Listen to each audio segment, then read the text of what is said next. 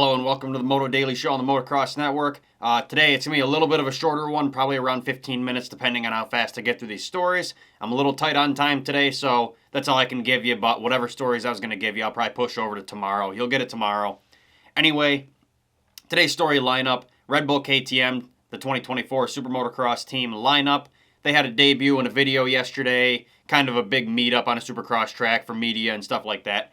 We're going to hear from each rider and what they had to say about coming into 2024 and their bike and how they like it. So we'll get into that. Then we'll look at Kade Walker, the SLR Honda rider. He's an off-road guy, not motocross, if you didn't know that. We're going to look at a health update from him we got last night.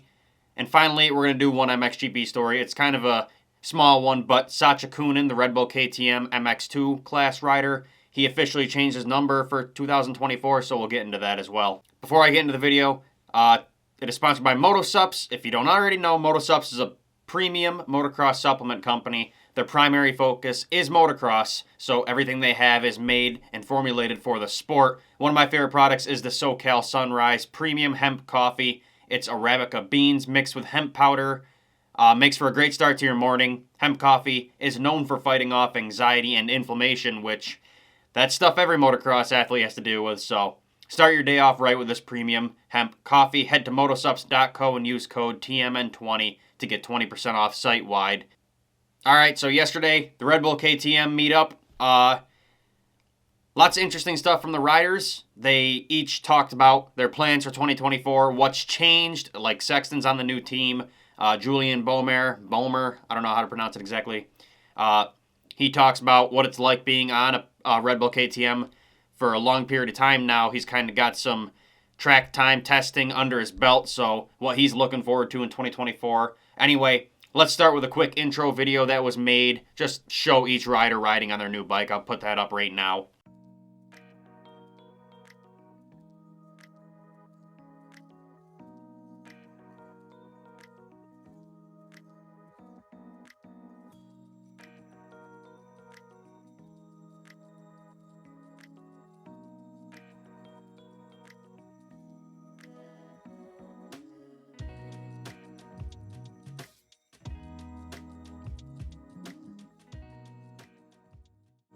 All right, let's get into the riders and what they had to say about their goals for 2024 and how they feel coming into the season. Let's start with Chase Sexton. The first interview was done by Don from Swap Moto, and the second one was from Whiskey Throttle Media, so I don't want you guys to accuse me of stealing any content. This is directly from them, a short clip of an interview, so we can just get a quick hit of what they think about 2024. Let's hear what they had to say. Do you have more trust in this bike's front end? Yeah, 100%. It's been nice. I've been pretty consistent practicing, which is really good. I think last year I had some up and down days, but now I've been pretty consistent, which is good. And for me, I wanted to go somewhere where I felt like I was kind of in the same wavelength with the people that I'm working around, and kind of that's why I ended up here. It's been really fun. The group of people they have here it's really good to work with them, and so far we've made a lot of progress on the bike, and they work their butts off, so it's cool to be a part of, and it makes me more motivated to go out there. I'm always motivated, but even more now to go out there and do good. I'm going to be honest, the one with Swap Moto talking about his front end sliding out, that didn't seem honest to me. I mean, he kind of is reading from a script. He has to, really. He's in front of all of his bosses in California near the headquarters of KTM, so I highly doubt he's going to say anything other than that, but I figured it'd be interesting just to add that clip in anyway. I don't know if it's necessarily going to change. I think that's more of a rider problem. But let me know what you guys think about that. Do you think Sexton's going to keep washing his front end when he's kind of riding at max? Let's look at Aaron Plessinger. He talked about 2024 prep and how easy the bike was to ride, how easy it was to switch from the 23 to the 24 model, and what his goal is for 2024. Let's hear what he has to say.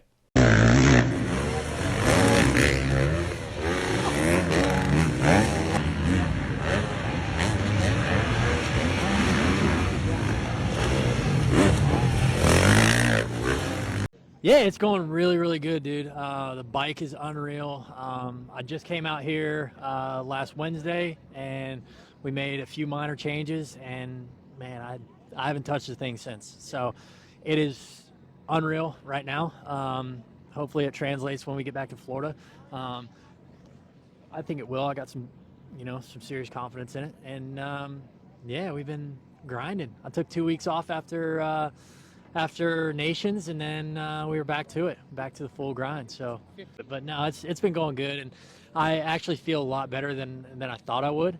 I was saying earlier, the riding came a lot easier this year than it has in the past years. I don't know if that's credit to, going this long in the season and then, only taking those few weeks off and then getting back into it. But Alden threw me in with the dogs, and I got ate up for the first few days, but I brought it back around, and yeah, the work's starting to pay off. That quick clip was also released by, I think it was Jeff Beaver with Whiskey Throttle Media, so kudos to them for getting that clip. The third guy on the team, Tom Vialle, he just changed his number the other day. Also, I didn't do a segment on that yet because there wasn't much to say except he changed his number. But Vialle, his whole career has been running 28. Last year he had to run 128 for obvious reasons. He just moved over here. And this year he had to say goodbye to that number, and he's switching to number 16, taking after Zach Osborne, as Osborne just left that number. I don't know what you call it. The riders claim their numbers. He just got rid of it. So Tom Vialle took it up. There wasn't an interview clip of Vialle available from what I could see, so I'll just read his exact quote where he spoke with, let me see who he spoke with here. Was it in the press release? No, he spoke with Alex Gobert on this, so here's what he had to say to Alex. Quote, "The idea of getting to race at venues and on tracks that I've been to before is exciting and something I'm really looking forward to next year. I feel like I learned a lot in my rookie season in the U.S., but it's definitely tougher racing a brand new track every week when almost everyone in your class has already raced on them before. It's really going to help my confidence and a lot knowing the tracks I'm going to. It makes a big difference. 2024 should be a good year for me and the Red Bull KTM Factory Racing team." So yeah, that's obvious. This is what I've been thinking the whole time. I think his rookie season was more than impressive because think of it this way. I mean, his results weren't really there. I think he did get one. Did he get one overall win? I don't remember. Southwick. I feel like. Let me check on that. All right, yeah, I was right. He won at Southwick, so for him to win and be relatively consistent in outdoors and supercross alike, that really impressed me because you got to look at it this way. He's from MXGP. MXGP does not have strict rules on bike setup and all that. You can change the frame. You can swap out swing arms. Like, you can change a lot of things on those bikes over there, engine-wise as well. There's very few requirements for the World Championship compared to America. So every time an MXGP top athlete comes to America, usually it takes them a while to get used to the bike. And Vialle talked about that multiple times throughout the year, how rough it was learning that bike. But with him battling the bike and learning these new tracks and the new series, I was overall extremely impressed with his performances. Coming into 2024, I think he's going to be one of the top guys, championship contender in both supercross and outdoors. So let me know what you guys think, but Tom Vialle isn't a guy to mess with. If you watched him throughout his MXGP career, he's an incredible athlete, and I think he's finally going to get comfortable enough to where he can be back at that speed. Let me know what you guys think. All right, the fourth and final rider on the team is Julien Beaumer. He did a quick interview with, I believe it was Jeff Beaver, released it through Whiskey Throttle Media as well. He had to talk about his off-season and what it was like switching full-time to the factory team. Here's what he had to say in that quick clip. Thank you. It's been awesome. Obviously, a lot of differences. You don't have, in amateurs, you don't have all the suspension guys, engine guys, everyone around you. So it's been a learning experience, just learning to relay all my information, tell them what I'm feeling, how the bike feels. It's been a learning experience to learn that stuff, but it's been a good last couple weeks. We started strong in the off season. We started pretty early, so we've had a good off season, and we got 5 more weeks left. So I'm personally pumped for this lineup. I'm wicked excited for a lot of reasons. I mean, for a different reason for each rider. I mean, Sexton, he's on a new bike, defending his title. Maybe he can do better. Maybe he wasn't lying about the front end thing. He might feel more comfortable on KTM. Maybe we'll see a better, faster Chase Sexton. Aaron Plessinger, he did fantastic this year, but he had a few up and downs. We just want to see him back on the top of the podium. If he feels more comfortable, maybe we can see that as well this year. Tom Vialle, he's got a year under his belt. I think he's going to be able to get back to where he belongs. And then now we have Julien Beaumer on the team as well. he proved himself throughout his amateur career, did halfway decent through his feet. I don't remember how many races, 3 or 4 races he did in outdoors this year to get his feet wet. So let's see if that translates into his full-time rookie season this year. On to our next story. We have a health update on Kade Walker. If you don't know, Kade Tinkler Walker is a Canadian rider for SLR Honda. He does the National Grand Prix Series and a variety of other off-road racing series. He just won his second title in the NGCP, NGC? Something like that.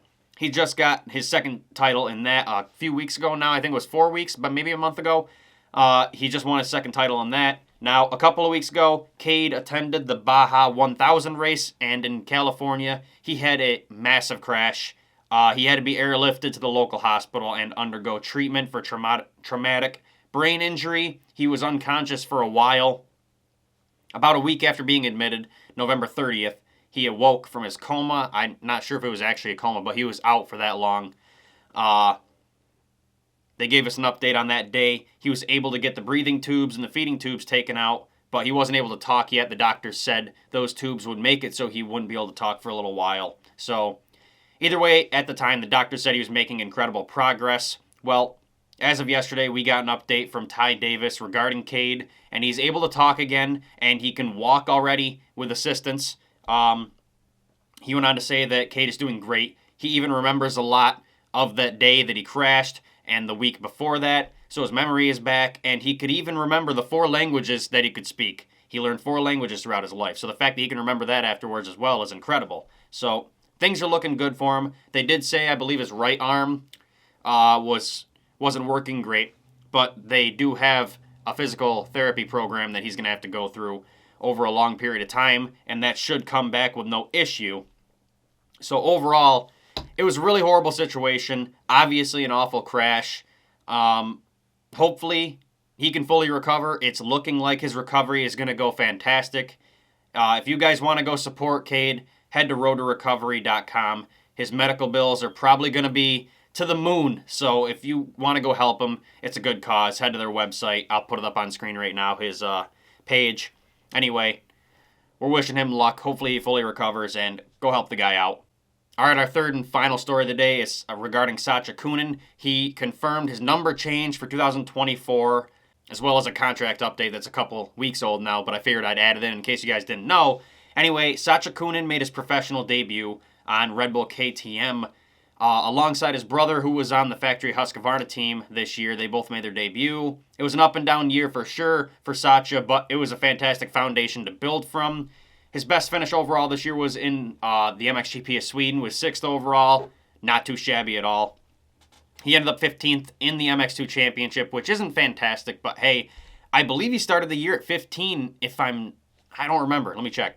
I was wrong. He signed with Red Bull KTM almost to the day of when he turned 16 a year ago now. So for 16 years old, making his debut in the pro ranks in the World Championship, I think that's not bad at all. Anyway, he ran the number 79 this year, as his former amateur beginning career number was 19, but at the time that was currently taken by Thomas Kier Olsen.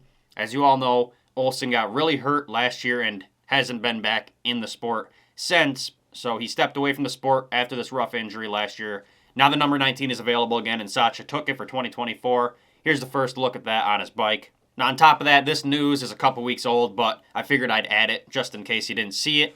There were rumors that the Coenen brothers, because they were becoming like the Lawrence brothers of Europe, there was rumors that they would be coming to America, mainly because they work with the same sports agent that the Lawrence brothers do, Lucas Myrtle. So it could be a possibility that they do in the future, but for now, that got shut down.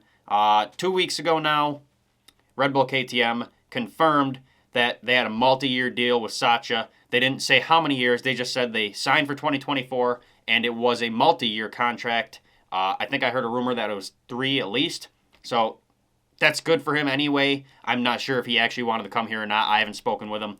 But they did release that saying, quote, Sacha Coenen locked in for years to come. And here's the quick edit that KTM released with that of his progress throughout 2023. Sacha Coenen, 2.2 seconds clear on his Red Bull KTM. Sacha Coenen, what a fantastic ride he's having in that and second place at the moment.